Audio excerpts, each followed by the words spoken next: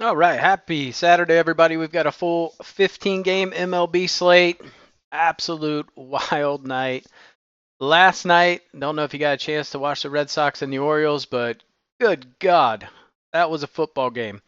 Before we get into the video, make sure you give the video a thumbs up, subscribe to the channel, comment anything down below. I'm curious, what is your favorite play today? What's your favorite food? Type a number. There are no incorrect answers, just kind of helps with the algorithm. Let's get into the recap. Another pooper duper day. August has just absolutely sucked, so we're going to switch it up today. I don't love this card. Blue Jays race to 4.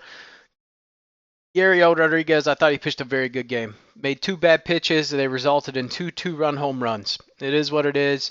Blue Jays ended up losing in extra innings. Yankees first 5 minus a half, pretty sweat-free. It was a goose egg on Detroit's side. Cleveland, Milwaukee over 8. Score ended up being 5-3. But the Brewers won, so we did hit that. And then KC, Cincinnati over 9.5. Cincinnati just didn't show up. They had 3 hits the whole game. They just were not good. Not good. Ultimately, Kansas City ended up scoring 7. So we missed this by 2. We just needed a little bit of Reds offense. Parlays, just pooper duper. Phillies ended up blowing a 2-run lead, ended up winning by 1. Doesn't matter because Baltimore lost. Pittsburgh first 5 hit. The Dodgers won. The Astros lost and gave Chicago White Sox their 12th win away of the season. That's right, I said 12. Yeah, Garrett Crochet was an animal. Struck out 9 on 55 pitches. 9 Ks in 55 pitches. Spencer Arrighetti gave up a couple home runs. All right, Houston, Arizona, Cincinnati. Arizona tied it top of the ninth. Corbin Carroll hit a big 2-run homer after the Arizona bullpen blew another 8th inning game. How many 8th inning blown games can we get in a week? I don't know. We're up to 6, so that's pretty cool. And we are 1-5 in extra innings. So I've got that going for me. Let's see. There's that. So GG. Mets in Milwaukee, this last one, if we could have got the Blue Jays to win there, we would have hit that. So it is what it is. Like I said, we're going to switch things up a little bit. August is just turning out to be a little funky, so one of those you got to adapt or die. So we'll switch it up today. 7-7 on the games. The O's game, like I said, that was absolutely wild. 30-plus hits between the two teams. Freaking crazy. We talked about the Astros, Diamondbacks, Reds, Blue Jays lost. Braves ended up losing to the Angels, and then the Padres got beat by the Rockies. That was an interesting game. Padres had bases loaded, no outs in the first, didn't score. Rockies turned around and scored 4 in the first, so that was quite a change of pace there. Props, we went 3-3. Nerfies, we went 2-1. And then kind of other leans, which really doesn't matter, but it is what it is. Let's get into the tracking. So another 2, so like 6 losing days in a row. I'm turning into the ultimate fader. August is turning out to be a hell of a month. So that's just kind of across the board in sports betting right now. If you're a team, if you bet props, you might be doing okay, but it is what it is. Oh well, we'll move on with life. All right, hot and cold batter matchup. So Mackenzie Gore. We see some success with Alec Bohm, Nick Castellanos, Trey Turner, but we also see a little bit of success against Christopher Sanchez. But other than that, we see some Padres players with some past success off of Freeland. Nothing that really stands out. A couple cold players on the Pirates side against Castillo. Bellows got some cold guys, which is interesting. Hot pitcher matchups. Luis Castillo's got a pretty good track record against Pittsburgh. I'm going to give you my honest thoughts, probably on Pittsburgh on that game. And then Dylan Cease has a pretty good track record against Colorado. Cold pitcher matchups, Mackenzie Gore against the Nats. Didn't really pan out so well on Patrick Corbin Day. They did not hit him. That got a little scary. Kyle Freeland and Griffin Canning all kind of cold. So let's get into the games. We're going to knock these out. Like I said, there's so many fades for me today, and this card is just this card is gambling. It's not betting. That's the best way I can put this card. Just flip a coin, and whatever it lands on, go with it. First game, Mariners, Pirates. 2 teams that can't hit. We saw a little bit of life out of the Pirates last night. Bailey Falter going up against Luis Castillo. Castillo's pretty good home, away. He's kind of all right. He's got a good track record against the Pirates, 2 earned runs or less in 8 of the last 9. I just don't trust this offense. The lefties are, I mean, pretty much any pitcher is the Mariners' kryptonite, but lefties are extra kryptonite. So I would look at like a Pirates first 5 maybe. A bet I was going to take is Mariners first 5 under 2.5. 2.5 is a lot for a team that's hitting 141 and 158 over the last 2 weeks against lefties. Yeah, I'm not touching this game, but my lean would be Pirates. All right, next game. Yankees at the Tigers. This line has blown up. It was minus 198 this morning when I pulled this. It's already up to minus 225. Carlos Rodon going up against Keter Montero. Montero had a pretty good outing in Seattle. Other than that, he's just been dog shit. He's given up at least 4 earned runs in every other start aside from that out of his last 6. He should get rocked today. Rodon's looking better. He's only averaging allowing 2 earned runs. That's really good progress for him. Going up against a Tigers offense that is basically non-existent. So this is a pretty easy one. You gotta go Yankees here. The pitch splits are terrible for Montero. He should get lit up. We do have the wind blowing in though, so that is a factor. But I just don't see a way you can take the Tigers here. All right, next game, Blue Jays at the Cubs. Justin Steele going up against Chris Bassett. Bassett looked really good against the Orioles. Almost went into the 9th inning, and then his next start he got rocked. Like balls are still flying somewhere in the world right now that were hit off of Chris Bassett. So I don't have a lot of faith in him today. Going up against Justin Steele. Steele is better at home than he is away. That said, like minus 170, that's so much. Like, I think they're going to win. No way in hell I'm paying minus 170, though. I don't trust Justin Steele that much. But Blue Jays have been really weak against lefties, so it's just a little too rich for me. All right, next game, D-backs and Rays. This line feels off. I mean, this is one where I feel like, we can bet instead of gamble. We saw the D-backs lose yesterday. They had a 2-0 lead. Then it was 2-1. And then the bullpen in the 8th blew it and gave up 3 runs. Corbin Carroll hit a clutch 2-out home run to tie it in the top of the 9th. Zach Gallen, the proverbial ace for the D-backs, who is worse when he is away. Going up against Jeffrey Springs. Springs hasn't looked great. His pitch splits look bad. I mean, this is the same thing. We've been backing lefties, or we've been taking the Diamondbacks to win against lefties, and they've been hitting the crap out of them. Yeah, I'm just not sold on this line. I know the Rays are at home. It's hard to score runs in Tropicana, but I'm going to trust the D-backs against a lefty and their ace on the mound here. So give me the D-backs all day in this one. I like this one at minus 118. This has to jump towards the D-backs a little bit.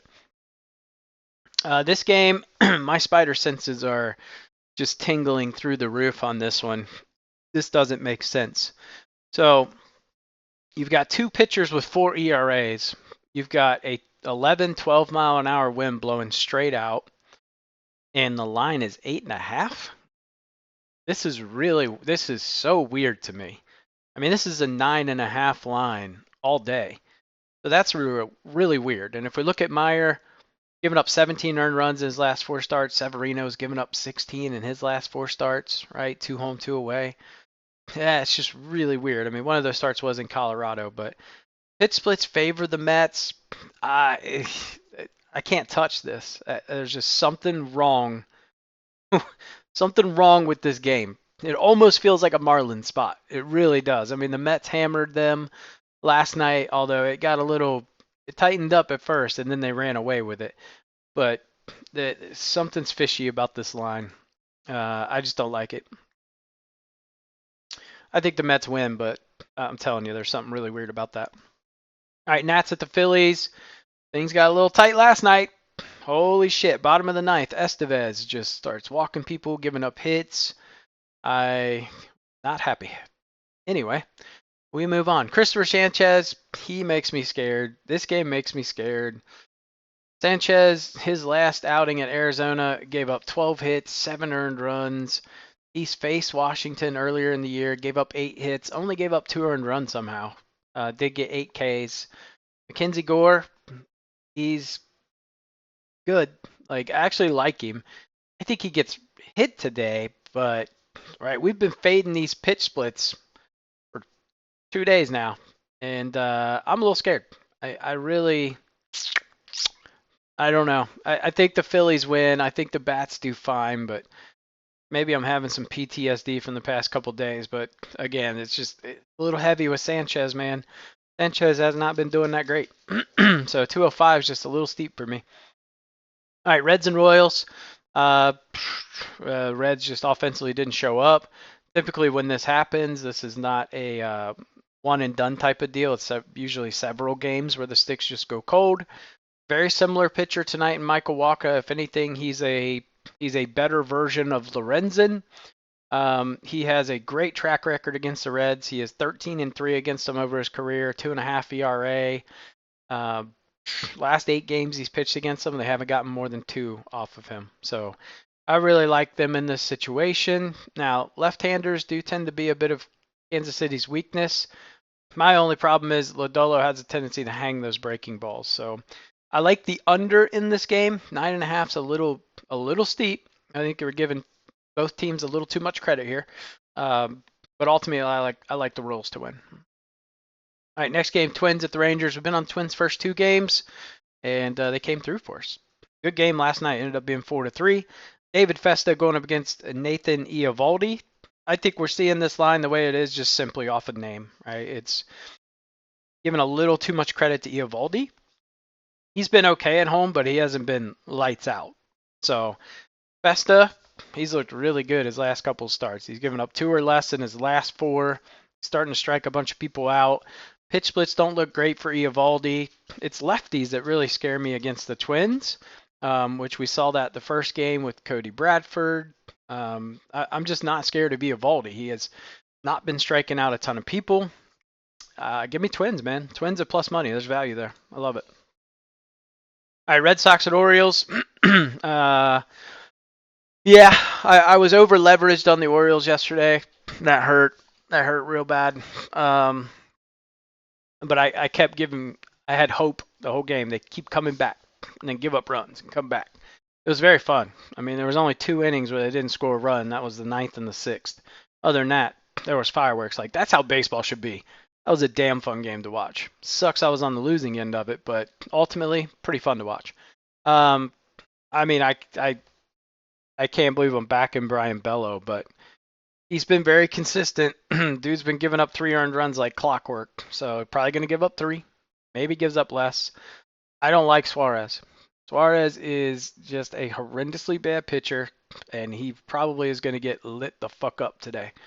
So give me the Red Sox. Ultimately, I like over 9 for obvious reasons. I mean, there was, 22 runs scored yesterday. So I think you can go back to that well with these pitchers. Baltimore's bullpen is not looking great. So I think how today works is Baltimore's bullpen is really hurting. Red Sox are on the verge of hurting. So tomorrow their bullpen should be hurting. So I think we're going to flip it. So today's Red Sox. Tomorrow I don't care who they throw out. We're taking Orioles. So to me it's just kind of we're fading bullpens too. That's how I'm going to play this. All right, Giants and the Athletics. Hayden Birdsong. Last couple starts, my man ain't look good. He's been getting hit all around, and I like to play the A's when they're at home. They got a 29-30 record for a reason at home. Giants are 26-35. Yeah, just Birdsong's been getting shelled. He got shelled against the Nats, and then he came back home and got shelled. So I gotta go with the A's on this one, especially at plus money. It's really good. The lines are moving back towards the A's though. All right, Astros at the White Sox. I mean, it's just so damn hard to find value out of this. Minus 395. Like, come on, man. That's crazy. I think they win. That said, you give me plus 310 for the White Sox. I mean, hell, could be worth a gamble. They are hitting righties pretty well. They're hitting runners in scoring position. You know, pitch splits. I mean, you got to go Astros here, but there's value there. All right, Brewers at the Guardians. We were on the Brewers yesterday. I'm flip-flopping it. Freddie Peralta at home, man. He's been a fade for me at home all year. It's been highly profitable fading this dude. Tanner Bybee has looked really good. He faced the Brewers one time earlier in the year. He looked fantastic. Only gave up like 1 run, 3 hits. Peralta is prone to give up runs, especially at home. So give me Cleveland at minus 105. I think this is actually going the other way. I think it's plus 100 now. So line movement is going inverse to what I think. But I think Cleveland has a day. I don't think they just get smacked 2 games in a row. They could, right? You could certainly see taking the Brewers, but I'm gonna go Indians. A little contrarian play here. Dodgers Cardinals. Well, that was an interesting game last night. I thought they were going to blow them out, and then they came back. That got a little wild. Glasnow was supposed to be starting this game. He got put on the IL with, I believe, tendonitis. So Bobby Miller, I believe, is going to start today. I'm not 100% sure on that. His last start was in July. I mean, if Bobby Miller is pitching, I'm taking the Cardinals. He has not looked good, and it's been a month since he last started. His last start, he gave up 9 earned runs. He had given up 19 over the previous 4. That's just not good. And the Cardinals are at home. I think Palante is serviceable. He's not a stud. He's going to give up runs. But I think if Bobby Miller's pitching, I'd go Cardinals at plus money. But like I said, only if Bobby Miller's pitching. Other than that, I wouldn't touch this game. All right, Padres at the Rockies. Dylan Cease and Freeland. I mean, you're paying a lot of juice for Dylan Cease and Coors Field. That's all I'm saying. I'm not going to touch this game. Freeland's actually been pretty damn good. His last start against the Braves wasn't amazing, but for Coors standards, it was all right. He gave up like 3 or 4 runs. That's pretty normal for Coors. Rockies at home are just they're a different beast. So I'm sure the Padres probably win, I guess, but I'm not paying minus 205. I don't care who's on the mound, unless it's Nolan Ryan. All right, Braves at the Angels. Chris Sale, Griffin Canning. I don't know if you could get further from a pitching disparity than these two. It's a Braves day. Got to go Braves all day here. Sale should dominate them. It's just, does the offense show up? That's what you ask every night for this team. And I don't know. Against Griffin Canning, God, I would hope they show up. It doesn't get much easier than that. So, best bets today. It's real light, guys, and I changed the units around a little bit. I just want to play the games that I have confidence in. Like I said, this is I hate this card. So we're going to go Yankees first 5 minus a half. I just can't see the Yankees not roughing up Keter Montero. And I think Rodon has a decent day, right? He probably gives up 1 or 2. So give me Yankees first 5 minus a half. Going 2 units on that at minus 130. Cincinnati KC under 9.5. That's just a little high. Who knows? They might score 50, but looking at the weather here, it's not overly warm. It's going to be, low 80s, kind of a dreary day. I don't think the ball's necessarily going to be carrying like usual. And then give me the A's money line. So we're doing half a unit on the A's and KC. Just 2+ money plays that I really like. So doing just half a unit each on those. So just some sprinkles. And then parlays, we're doing Houston and the Yankees both -1. I got that at plus 108. Lines have just jumped since this morning. So if I had to guess, that's probably like minus something right now. There's no way it's still plus. And then give me Philly and Atlanta, just on 1 unit on those two. And just hope Sanchez doesn't have a terrible day. But that's just me kind of looking at the card and trying to find 2 plays where I can just come up with something that's plus money value. So that's what we're going with today. Prop leans, there was really no props that stood out to me either, guys. I mean, I didn't spend a ton of time looking at props. Obviously, put out the NFL video, so a lot of research and stuff into that the past day or two. Yeah, just not going to touch any props today. Like I said, MLB just feels really weird. Maybe it's a focus on football kind of day. That's kind of where I'm going. But in terms of nerfies, the only one I really liked was Seattle and Pittsburgh, Castillo and Falter. Just kind of stick to them. You could go like Atlanta, but I don't trust Canning. It's just such an ugly board today. Vomity board. Anyway, comment down below what your favorite pick is. I'd be curious to know. And give the video a thumbs up. I'll see you guys for Shit Show Sunday tomorrow. So that should be good. I haven't looked ahead at the pitching matchups, but Good news is the slate can't be worse than it is today. This is probably one of the worst Saturday slates I've seen all season. So, all right, guys, catch you on the next video.